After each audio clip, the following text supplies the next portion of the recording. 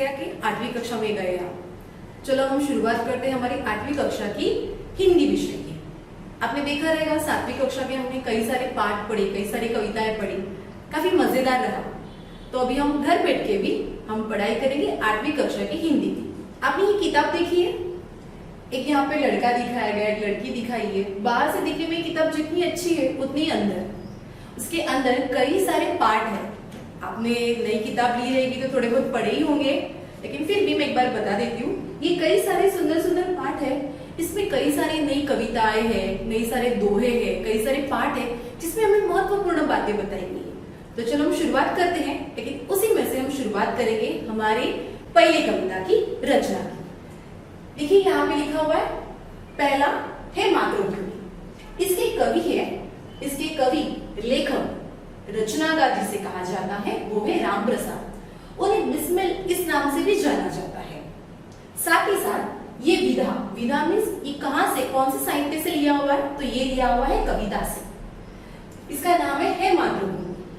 अभी है मातृभूमि, इसका मीनिंग होता है मातृ मीन्स माँ, भूमि मीन्स जननी जिसे माता भी कहा जाता है। लेकिन यहाँ पे है मातृभूमि, ये इसलिए कहा गया है क्योंकि हमारे देश के लिए, जैसे सैनिक हमारे देश के लिए लड़ते हैं, हमारी मातृभूमि के लिए, हमारे देश के संरक्षण के लिए, इसलिए इसे कहा गया है मातृभूमि। चलो तो हम शुरुआत करते हैं हमारी पहली कविता जिसका नाम है मातृभूमि। लेक्चर है उस दिन आपके पास आपकी टेक्स्ट बुक, आपकी किताब और साथ ही साथ हाथ में पेंसिल। अब भी आप पूछेंगे हाथ में पेंसिल क्यों, तो हाथ में पेंसिल इसलिए क्योंकि वहां पे कुछ सारे शब्द ऐसे हैं जिन्हें हम समानार्थी शब्द के लिए इस्तेमाल करते हैं। तो वो वहां पे आपको तुरंत उसको रेखांकित करना, रेखांकित मींस अंडरलाइन करके वहां पे उसका दूसरा मीनिंग या दूसरा शब्द लिखना है, जो मैं आपको बताऊंगी। वही आपको आपके स्कूल में जो एग्जाम्स होती है, परीक्षा में हमें समानार्थी शब्द के लिए इस्तेमाल किया जाता है। तो चलो हम इस कविता की शुरुआत करते हैं। हे मातृभूमि, इसकी विधा है कविता और इसके लेखक जिसे रचनाकार भी कहा जाता है वो है राम प्रसाद। अब ये पूरी कविता आपके टेक्स्ट बुक में देखो, एक हरे पेज पे लिखा हुआ है, 2 हाथ है जिसमें फूल बहा रहे हैं, तो वो इसलिए वो अपनी मातृभूमि के लिए। इस पूरी कविता द्वारा, इस प्रस्तुत कविता में जो हमारे जो लेखक है, रचनाकार है, वो स्वतंत्र सेनानी थे जिनका नाम है राम प्रसाद बिस्मिल्ला। वो मातृभूमि के उनको मातृभूमि के प्रति बहुत सारा प्रेम था और वही प्रेम, वही भक्ति, वही प्रेम भाव उन्होंने इस कविता द्वारा हमें व्यक्त किया हुआ है। उन्होंने ये भी कहा हुआ है कि हमारे देश की सेवा यही करना, अपने देश के जान न्यौछावर करना, ये जो सैनिक का काम होता है वही हमारा भी है। उनके प्रति जो भावना व्यक्त की है वो इस पाठ द्वारा दी हुई है। हमारे रचनाकार भारत के एक महान सेनानी थे, साथ ही साथ वो एक अनुवादिक है, बहुभाषिक साहित्यकार है। उनकी कई सारी कविताएं, रचनाएं, साहित्य बहुत प्रसिद्ध है। उनकी कही हुई सरफरोश की तमन्ना, ये उनकी कही हुई रचना, ये काफी प्रसिद्ध है। तो चलो शुरुआत करते हैं हे मातृभूमि की। मैं एक पद पढ़ूंगी, पद यानी पैराग्राफ, एक दो लाइन के ऐसे कोई छोटे छोटे पद दिए हुए। हर एक पद का अपना एक मीनिंग है, हर एक पद का अपना एक अर्थ है, वो मैं आपको बताऊंगी। बट साथ ही साथ आपको हाथ में पेंसिल लेना है, बिकॉज मैं जिस वर्ड का या जिस शब्द का अर्थ बताऊंगी तुरंत उसको अंडरलाइन करना है, वहां पे लिख देना है। ठीक है, तो चलो हम शुरुआत करते हैं। हे मातृभूमि, तेरे चरणों में शीश नवाऊं, मैं भक्ति भेंट अपनी तेरी शरण में लाऊं। देखो हमें रचनाकार जी क्या कह रहे हैं, हे मातृभूमि तेरे चरणों में मैं शीश नवाऊं, मैं भक्ति भेंट अपनी तेरी शरण में लाऊं। यहाँ पे लेखक हमें ये बताना चाह रहे हैं। इसका अर्थ बताने से पहले मैं आपको उसका शब्द बताती हूँ, जिसको आपको क्या करना है, रेखांकित करना है। रेखांकित में मैंने अभी क्या बताया, जिसको अंडरलाइन करना है। तो पहला शब्द है शीश। शीश यानी सिर, अपना सिर, जिसे शीश कहा गया है वो है अपना सिर। नवानु मीन्स झुकाना, जैसे हम अपने बड़ों के सामने, भगवान के सामने अपना शीश झुकाते हैं। शीश झुकाना मीन्स सर झुकाना, और बड़ों के सामने, भगवान के सामने सर झुकाने में कोई कमीपन नहीं रहती। तो वैसे ही नवाना मीन्स झुकाना, आपको रेखांकित करके वो लिख लेना है। साथ ही साथ भक्ति भेंट अपनी तेरी शरण में लाओ। यहाँ पे भक्ति भेंट, भक्ति मीन्स भेंट मीन्स तोहफा, यहाँ पे भेंट मीन्स तोहफा, लेकिन कौन सा तोहफा, तो देखो क्या कहा है। मैं शुरुआत करती हूँ, आपको ध्यान देना है। हे मातृभूमि तेरे चरणों में शीश नवाऊं, हमारे रचनाकार जी, हमारे रामप्रसाद जी हमें क्या कह रहे हैं कि अपनी मातृभूमि के लिए, अपनी मातृभूमि के लिए हम उसके चरणों में अपना सिर झुका सकते हैं, उसके लिए हम सब कुछ न्यौछावर कर सकते हैं, उसकी शरण में जा सकते हैं, क्या नहीं कर सकते, लेकिन ये सब हम करेंगे अपनी मातृभूमि के लिए। और अपनी मातृभूमि के सामने सिर झुकाने में, जैसे हमारे माता पिता के सामने, हमारे बड़ों के सामने, अपने भगवान के सामने सिर झुकाने से कोई छोटा या बड़ा नहीं होता, तो वैसे ही अपनी मातृभूमि के लिए सिर झुकाना ये तो मेरी भेंट है। और अपने देश के लिए कुछ करना, अपने देश के लिए फक्र से सिर झुकाना, अपने देश का तिरंगा लहराना, इसके लिए मैं हर शरण दे सकता हूँ, हर शरण में जा सकता हूँ। देखो अगले पद में क्या कह रहे, माथे पे तू हो चंदन, छाती पे तू हो माला, जीवा पे गीत तू हो मेरा, तेरा ही नाम गाओ। देखो उन्होंने क्या कहा है, माथे पे तू चंदन। अभी माथे पे चंदन, इसका मीनिंग क्या होता है? माथा मीन्स हमारा सिर का ही निचला भाग, जिसे हम क्या कहते हैं, माथा, जिसे क्या, जहाँ पे हम लोग तिलक लगाते हैं, जहाँ पे हम लोग क्या करते हैं, तिलक लगाते हैं, वो होता है माथा। वहां पे चंदन लगाओ, चंदन। छाती पे तू हो माला, माला मीन्स मेरे सीने पे माला, माला में जो हार जिसे कहा जाता है वो। जिह्वा पे गीत होते, जिह्वा पे गीत हो मेरे, जिह्वा मार्क करके रखिए या रेखांकित कीजिए। जिह्वा मीन्स हमारी जीभ, जिसे हम उच्चारते हैं, जिसे शब्द उच्चारण कहा जाता है, तो हमारी वो है जिह्वा। तेरे नाम गाओ, गाओ मीन्स गाना, नाम गाओ मीन्स गाना। यहाँ पे देखो हमारे रचनाकार जी क्या कह रहे हैं, मैं आपके अलावा मीन्स हमारे रचनाकार जी, माथे पे हूँ तू हो चंदन, माथे पे चंदन मीन्स क्या, हमें क्या करना चाहते हैं रचनाकार जी की, मैं आपके अलावा, हमारे मातृभूमि के अलावा किसी के बारे में सोच ही नहीं सकता, किसी के लिए सोच ही नहीं सकता। तिलक लगाऊंगा तो भी अपनी मातृभूमि का तिलक लगाऊंगा, माथे पे जो तिलक लगाऊंगा, जो चंदन लगाऊंगा, वो अपनी मातृभूमि का। भले मेरे हृदय में आपका नाम हर दिन हो, मेरे यहाँ पे छाती में सीना, मेरे हृदय में माला हो तो किसकी, अपने देश की। भले देश के लिए बलिदान कर क्यों ना कर जाओ, लेकिन उस पे माला हो अपने देश की, जिसका नाम है हर टाइम, जिसका नाम है हर टाइम मेरे हृदय में, जिसका नाम है मेरे सीने में, तो वो है मेरी मातृभूमि का, जिसकी मैं जपमाल करूं। जपमाल आपने देखा रहेगा, आपके घर में आपकी नानी है, दादी है या आपकी माँ है, जिसे भगवान की माला पिरोना कहते हैं या भगवान का नाम स्मरण करते हैं, तो वहां पे माला को क्या होता है, एक एक करके उस मणि को हम भगवान के स्वरूप मान के उसका नाम जपते हैं। तो हमारे रचनाकार वही कह रहे, जिह्वा मीन्स मेरी जिह्वा पे गीत किसके हो, तो हमारे देश के यशोगान के। और वो मैं इसका पूरे दोहे का इसका तात्पर्य ये है कि मेरा संपूर्ण अस्तित्व, मेरी जिह्वा, मेरे माथे पे, मेरे सीने पे किसका नाम हो, तो वो है मेरी मातृभूमि का। तात्पर्य यही है, इस पद का हमारे तात्पर्य यही कहा गया है कि मेरी मातृभूमि के लिए, संपूर्ण मेरा अस्तित्व मेरी मातृभूमि के लिए है और किसी के लिए नहीं, मेरी मातृभूमि से बढ़कर और कोई नहीं है।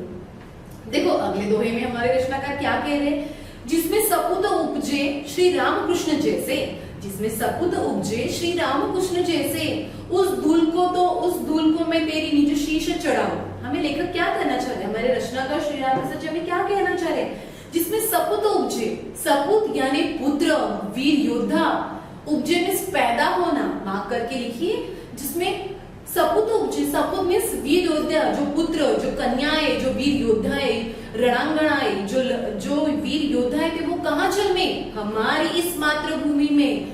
उपजे मीन्स पैदा हुए, उपजे मीन्स पैदा हुए, वो कहाँ पे हुए, तो हमारी मातृभूमि।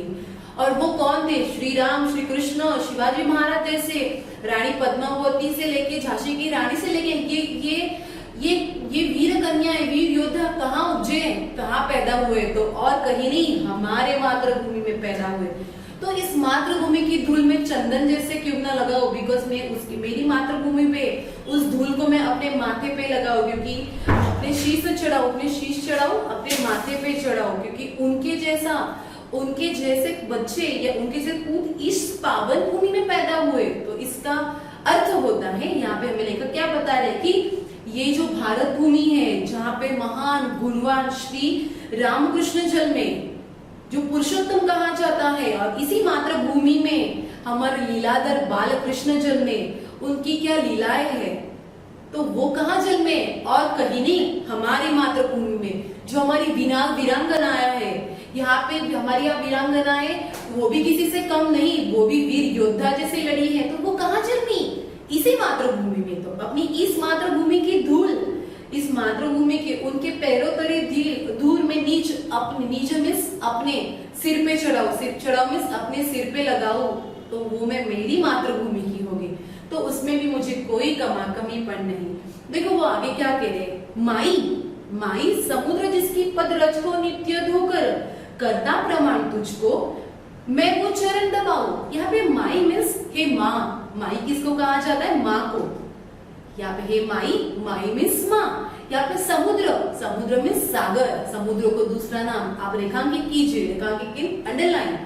समुद्र में जिस समुद्र को दूसरा नाम सागर भी कहा जाता है, लेकिन इस पद द्वारा देखो हमें क्या कहा जा रहा है, माई समुद्र जिसके पद रज को नित्य धोकर, रज मीन्स धूल, मिट्टी, रज मीन्स धूल, जिसे माटी भी कहा जाता है, और नित्य, नित्य मीन्स प्रतिदिन, हर रोज।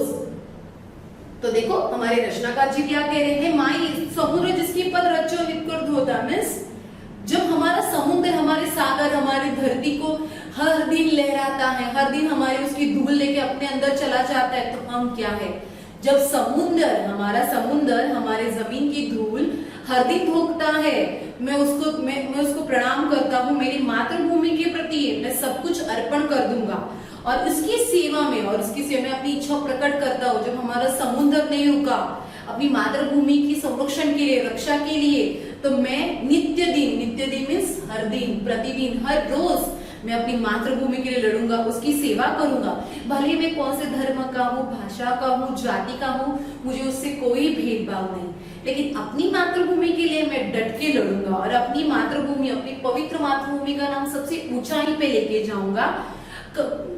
मैं चरण दबाऊंगा, और अपनी मातृभूमि के लिए, जैसे अपनी माँ के चरण दबाना, चरण मीन्स यहाँ पे पैर, जिसे पद भी कहा जाता है, माँ कीजिए, यहाँ पे चरण मीन्स पैर, जिसे पद भी कहा जाता है। जैसे अपनी माँ के चरण दबाना, पैर दबाने से कोई छोटा नहीं होता।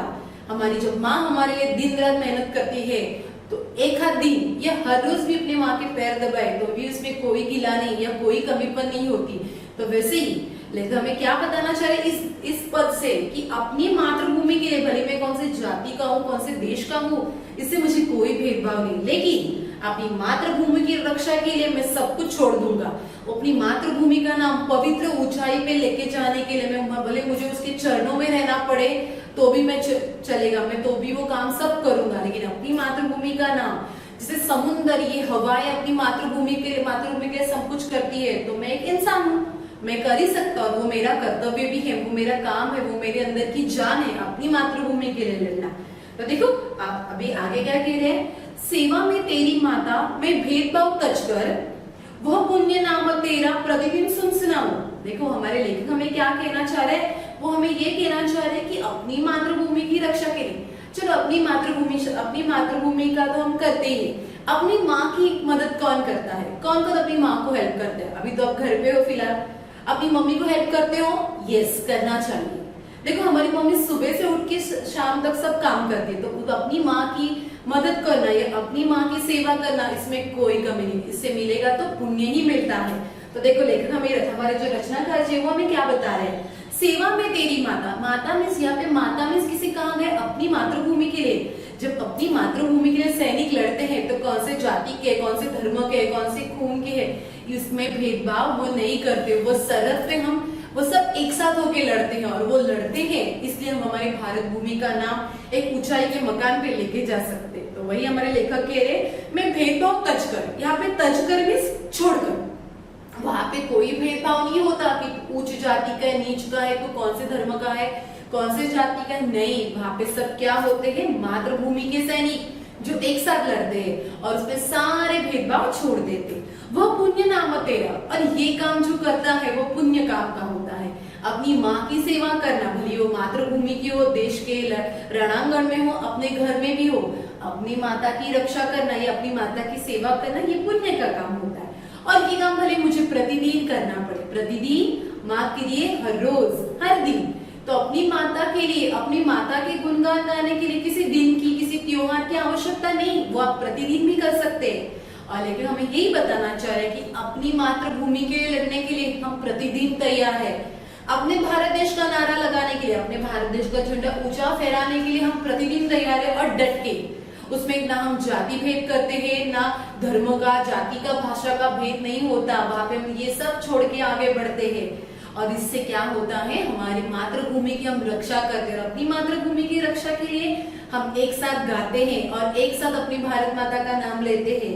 देखो वो हमारे जो रचनाकार है हमें आगे अगले पद में क्या कहते हैं, तेरे ही काम आऊं तेरे ही मंत्र गाऊं, तेरे ही काम आऊं तेरे ही मंत्र गाऊं, मन और देहा तुम पर बलिदान में जाऊं। देखो उन्होंने इस आखिरी पैराग्राफ के लाइन में या आखिरी पद में हमें क्या कहा गया, तेरे ही काम आऊं तेरा ही मंत्र गाऊं। अब यहाँ पे तेरे ही काम आऊं जैसे अपनी माँ के लिए काम आना या अपनी माँ की कुछ मदद करना, उसमें छोटा या बड़ा कोई नहीं होता। अपनी माँ का दिया हुआ कोई भी काम होता है और वो काम के स्वरूप नहीं, अपनी माँ की सेवा के स्वरूप करना है। तो हमारे लेखक में क्या करना चाहिए, तेरे ही काम आओ तेरा ही मंत्र गाओ। मंत्र मीन्स जैसे देखो छोटा नन्हा बच्चा भी देखो अपनी माँ की आवाज कहीं से भी सुन ले तो उसे तुरंत समझ आती है मेरी माँ की आवाज है।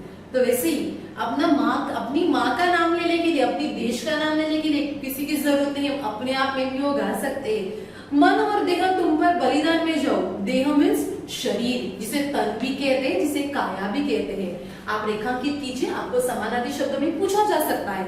शरीर को, देह को दूसरा शब्द है शरीर, उसे तन भी कहते हैं, उसे काया भी कहते हैं। ऐसे अलग अलग नाम से जाना जाता है, आपको समानार्थी शब्द में आ सकता है। तुम पर बलिदान में जाओ। बलिदान नौछावर करना, निछावर करना।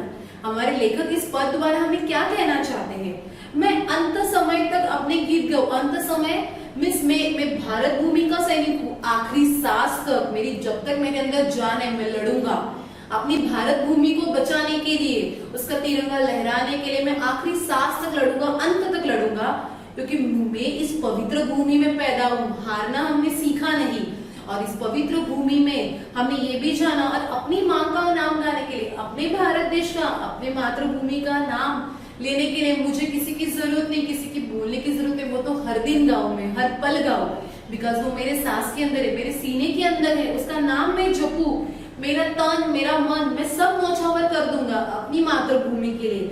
उसके लिए मैं बलिदान भी दे जाऊंगा, लेकिन किसके लिए, अपनी मातृभूमि के लिए। और उसी के लिए उसके लिए हमारी मातृभूमि में कोई रोक टोक नहीं कि तू कौन से धर्म का है, नहीं। हम लड़ते वक्त हम सब अपनी मातृभूमि के लिए लड़ रहे, तो हम सब क्या है, एक है। और अपनी मातृभूमि का नाम हमें सात समुद्र लेके जाना ही है, लेकिन इस मातृभूमि के, हम इस मातृभूमि के सपूत है, तो हमें काम भी वैसा करना है कि क्या हो, चारों दिशा में हमारे देश का नाम हो। और अपने देश का नाम बढ़ाने के लिए हमें सिर झुकाना भी पड़े तो भी चलेगा। हमें अपना सिर झुका के उसकी धूल अपने माथे पे भी चढ़ाना पड़े, चलेगा। लेकिन साथ ही साथ अपने देश का तिरंगा में ऊंचा फहराऊं, उसकी खुशबू की या उस तिरंगे की माला में जिसके स्वागत के लिए, जिसके बलिदान के लिए, वो बलिदान मेरे छाती पे वो माला पहनाए चलेगा, मेरे सिर पे वो चंदन लगाए चलेगा। लेकिन कब, जब मैं मेरा बलिदान मेरे देश के लिए दूं, तब मैं पूरी मेरी जिंदगी न्यौछावर कर दूंगा। लेकिन अपने मातृभूमि का साथ मैं कभी नहीं छोड़ूंगा। अपनी मातृभूमि का गान, अपनी मातृभूमि का जप मैं हर दिन करूंगा। आपको जो ये मातृभूमि कविता समझी रहेगी, इस पाठ के ही पीछे कुछ प्रश्न उत्तर है। आप जब पेज टर्न करेंगे या पन्ना पलटेंगे तो पेज जो आपका पन्ना है, पन्ना क्रमांक 2, आपने देखा रहेगा यहाँ पे कई सारे क्वेश्चंस हैं। वो आपको क्या करने हैं, आपको खुद से सॉल्व करना है या खुद से आंसर्स लिखने हैं। चाहिए तो आप पेंसिल का इस्तेमाल करके भी लिख सकते हो, कोई प्रॉब्लम नहीं है। ऐसा कुछ नहीं है कि पेन से ही लिखना है, नहीं। आपको लगता है लेकिन बिना देखे आप खुद से समझिए, खुद से आपको देखिए आपको कितना समझ आ रहा है, और जैसा हो आप खुद से लिखने का प्रयास कीजिए। मुझे लगता है आपको ये आंसर्स आ ही जाएंगे। फिर भी अगले लेक्चर में जो हम शुरुआत करेंगे तो मैं आपको चाहिए तो इसके जो सवाल के जो जवाब है मैं आपको बताऊंगी, और जिनका राइट होगा वो अपने बुक में वहां पे क्या छोटा सा एक स्लाइड सा टिक करेंगे, जिसे हम राइट टिक करते हैं ना वैसा। तो इससे क्या पता होगा, इससे क्या पता चलेगा कि आपको ये क्या है, ये पूरी कविता समझ आ गई है। ओके, मैं वापस एक बार कहती हूँ, कविता एकदम आसान है, आप एक बार जरूर पढ़ेंगे तो आपको इनके सवाल समझ आ जाएंगे। Thank you students.